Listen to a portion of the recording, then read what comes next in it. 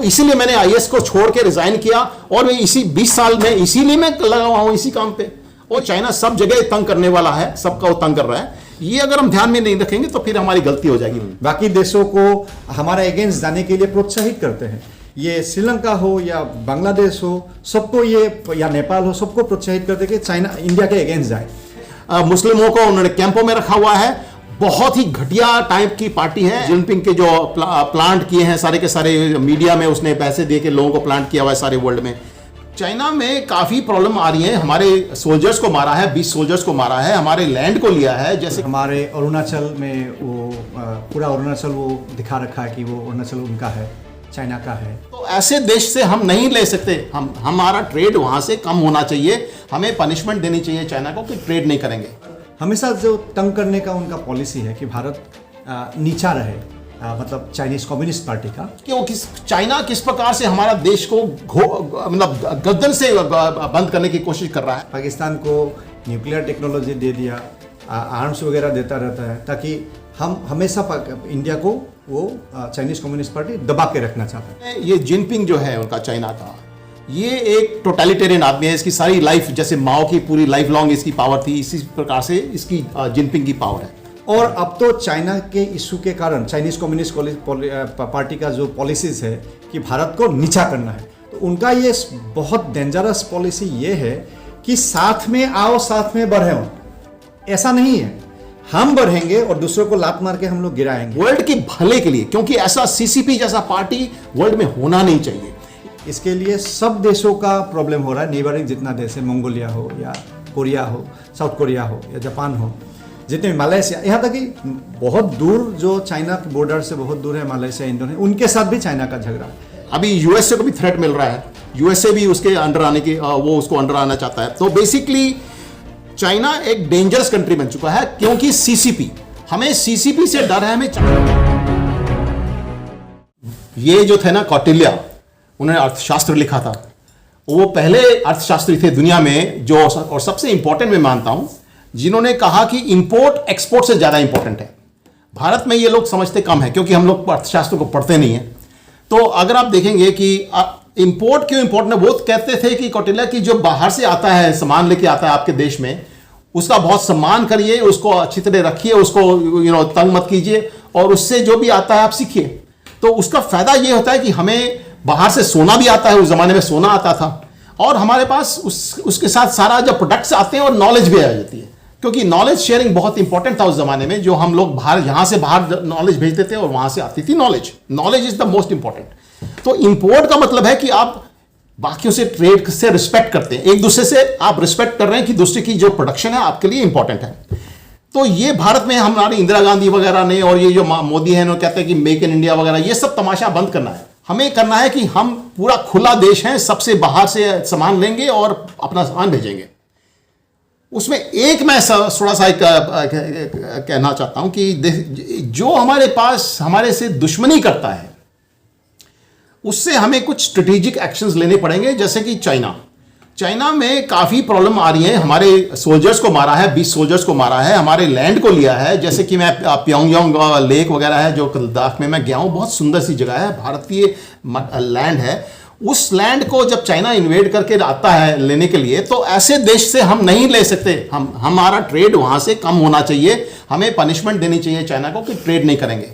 सवाल ये उठता है कि वो हमारी समृद्धि कम करेगा, पर वो हमारे जब सोल्जर्स को मार रहा है, हमारे देश की जो प्रोटेक्शन को, जो नेशनल सॉवरेंटी को, जो बॉर्डर को प्रोटेक्ट कम कर रहा है, तो हमें उसको ज्यादा इंपॉर्टेंस देनी पड़ेगी। और अगर हम पूरा ओपन ट्रेड करते हैं तो वैसे ही समृद्ध हो जाएंगे।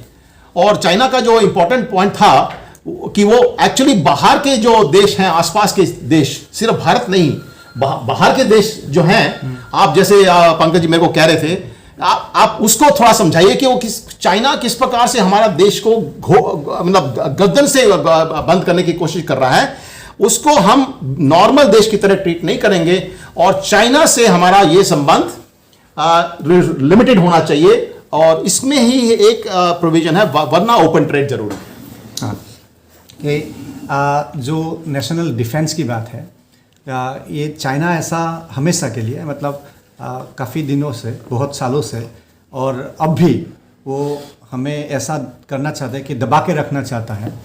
और हमारे अरुणाचल में वो पूरा अरुणाचल वो दिखा रखा है कि वो अरुणाचल उनका है, चाइना का है, लद्दाख एरिया में है, और LAC में जो लाइन ऑफ एक्चुअल कंट्रोल है वहाँ पे गांव बिठा देता है। और हमेशा जो तंग करने का उनका पॉलिसी है कि भारत नीचा रहे, मतलब चाइनीज़ कम्युनिस्ट पार्टी का, और इतना कि भारत का दोनों तरफ, ईस्ट और वेस्ट दोनों बॉर्डर्स में हमारा प्रॉब्लम हो। तो इसीलिए उनके साथ पाकिस्तान को न्यूक्लियर टेक्नोलॉजी दे दिया, आर्म्स वगैरह देता रहता है, ताकि हम हमेशा इंडिया को वो चाइनीज़ कम्युनिस्ट पार्टी दबा के रखना चाहता है। और वो इसलिए करना चाहते हैं कि जो चाइनीज़ कम्युनिस्ट पार्टी ऑथोरिटेरियन है और वो डेमोक्रेसी उनको अच्छा नहीं लगता, और बाकी नेशंस उनको उनको कहते हैं कि ये ऑथोरिटेरियनिज्म ठीक नहीं है। तो चाइना का हमेशा कोशिश रहा है कि ऑथोरिटेरियनिज्म को अच्छा दिखाए। वो ये कहने लगा है कि प्रोग्रेस ऑथोरिटेरियनिज्म में ज़्यादा अच्छा होता है, ज़्यादा जल्दी होता है। वो एक ऑल्टरनेटिव पाथ, इकोनॉमिक पाथ दिखाते हैं, लेकिन वो दिखाने के लिए वो सारा दुनिया को नीचे ले जा रहा है। जैसे कि ये कोविड-19 में जो लॉकडाउन की सिस्टम उनका आविष्कार है, तो ये तो जो वीडियो वगैरह दिखाते थे कि आदमी गिर के मर गया हर रास्ते में, तो ये सब जब उन्होंने ड्रामा किया, थिएटर नाटक किया, तो ये सब उनका ये कोशिश है कि ताकि भारत को हमेशा इकोनॉमिकली कमज़ोर किया जाए। तो ये अच्छी बात है हमारे लिए, ये अच्छी बात है कि देश का वैसे भी उन्नति करने के लिए जो खराब रेगुलेशंस हैं, जैसे कुछ साल पहले टाटा ने जब फैक्ट्री लगाने की बात किया था लैंड रोवर के, वो इंडिया में लगा ही नहीं पाए, वो चाइना में जाना पड़ा। तो वैसे भी हमें रेगुलेशंस को अच्छा करना है इकोनॉमी को, ताकि हमारे यहाँ प्रोडक्शन बढ़े। और अब तो चाइना के इशू के कारण चाइनीज़ कम्युनिस्ट पार्टी का जो पॉलिसीज़ है कि भारत को नीचा करना है, तो उनका ये बहुत डेंजरस पॉलिसी ये है कि साथ में आओ, साथ में बढ़े। ऐसा नहीं है हम बढ़ेंगे और दूसरों को लात मार के हम लोग गिराएंगे। ये जो चाइनीज़ कम्युनिस्ट पार्टी का पॉलिसी है, इसके लिए सब देशों का प्रॉब्लम हो रहा है। नेबरिंग जितना देश है, मंगोलिया हो या कोरिया हो, साउथ कोरिया हो या जापान हो, जितने मालयसिया, यहाँ तक कि बहुत दूर जो चाइना के बॉर्डर से बहुत दूर है मालयसिया, इंडोनेशिया, उनके साथ भी चाइना का झगड़ा है। तो बाकी देश भी यही चाहते हैं कि भारत का रेगुलेशन अच्छा हो ताकि भारत में इन्वेस्ट कर सके। ऐसे भी हमें ये रेगुलेशन, जो खराब रेगुलेशन है, उनको हटाना है, लोगों को इकोनॉमिक फ्रीडम देना है ताकि काम कर सके, समृद्धि बढ़े, देश का वेल्थ बढ़े, हर एक इंसान उनका समृद्धि हो। तो ये चाइनीज़ कम्युनिस्ट पार्टी के जो स्ट्रेंगुलेशन, हमें दबा के रखना जो पॉलिसी है, उसको भी अटैक कर पाएगा। और हम भी चाइना में जितना प्रोडक्शन होता है, एप्पल का हो या 80% या 90% जो टॉय मार्केट है, सो प्रोडक्शन सब चाइना के, वो हम कर सकते हैं। इंडिया में क्या नहीं है, सिर्फ एक ही नहीं है अच्छा रेगुलेशन। ये रेगुलेशन जो खराब पॉलिसी से, ये अगर हम हटा दे तो हम चाइना से ज़्यादा आगे बढ़ सकते हैं। और तब चाइना का जो ये पॉलिसी है हमें स्ट्रेंगुलेट कर देंगे, हमारा दुश्मन बनाएंगे, बाकी देशों को हमारे अगेंस्ट जाने के लिए प्रोत्साहित करते हैं। ये श्रीलंका हो या बांग्लादेश हो, सबको ये, या नेपाल हो, सबको प्रोत्साहित करते कि चाइना इंडिया के अगेंस्ट जाए। तो इसके लिए शॉर्ट रन में हमें अगर कुछ नुकसान भी भरना पड़े, हमें नुकसान भरना है। और हमें चाइनीज़ गुड्स के पीछे भागने के बजाय हम लोग इंडिया में बनाने के लिए जो पॉलिसीज है वो करना चाहिए। वो हम हर एक भारतीय को ये पता चलना चाहिए और ये डिमांड होना चाहिए कि गवर्नमेंट, कोई भी सरकार, पार्टी का सरकार हो, कि वो ये कंपेल हो जाए, बाध्य हो जाए कि ऐसा रेगुलेशन आए जिससे हम चाइना को बीट कर सके। ये नेशनल इंटरेस्ट, सबके इंटरेस्ट। और केवल चाइना को बीट करने की बात नहीं हो रही है एक्चुअली। चाइना बीट अगर हम करें तो वो तो होता है कंपटीशन में कि दूसरों से हम कम्पीट कर रहे हैं। अब हम बात कर रहे हैं ये जिनपिंग जो है उनका, चाइना का, ये एक टोटलिटेरियन आदमी है। इसकी सारी लाइफ, जैसे माओ की पूरी लाइफ लॉन्ग इसकी पावर थी, इसी प्रकार से इसकी जिनपिंग की पावर है। जिनपिंग का belt and road initiative, Jinping के जो प्लांट किए हैं सारे के सारे, मीडिया में उसने पैसे दे के लोगों को प्लांट किया हुआ है सारे वर्ल्ड में। और इसका जो है थ्रेट है, अभी यूएसए को भी थ्रेट मिल रहा है, यूएसए भी उसके अंडर आने की, वो उसको अंडर आना चाहता है। तो बेसिकली चाइना एक डेंजरस कंट्री बन चुका है, क्योंकि सीसीपी, हमें सीसीपी से डर है, हमें चाइना के लोगों से कोई प्रॉब्लम नहीं है, हम उनसे ट्रेड कर सकते हैं। वो मैं हमेशा क्लैरिफाई करना चाहता हूं कि हमें कभी भी चाइनीज लोगों से कोई प्रॉब्लम नहीं है। हमें उनके, वो हमारे दोस्त हैं, फ्रेंड्स हैं, जो भी अच्छे लोग हैं उनमें से। परंतु सीसीपी वर्ल्ड का दुश्मन है, भारत का दुश्मन है, वर्ल्ड का दुश्मन है।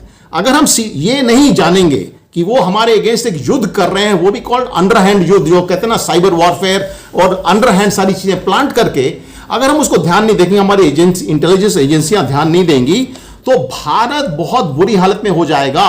और इसीलिए हमें चाइना को इंपोर्ट एक्सपोर्ट में हमें बिल्कुल कंट्रोल करके रखना है, कि ताकि हम उनके साथ ट्रेड ना करें या मिनिमम ट्रेड करें और उनको पनिशमेंट दें, और उनको हम बहुत अंडर आवर कंट्रोल रखें।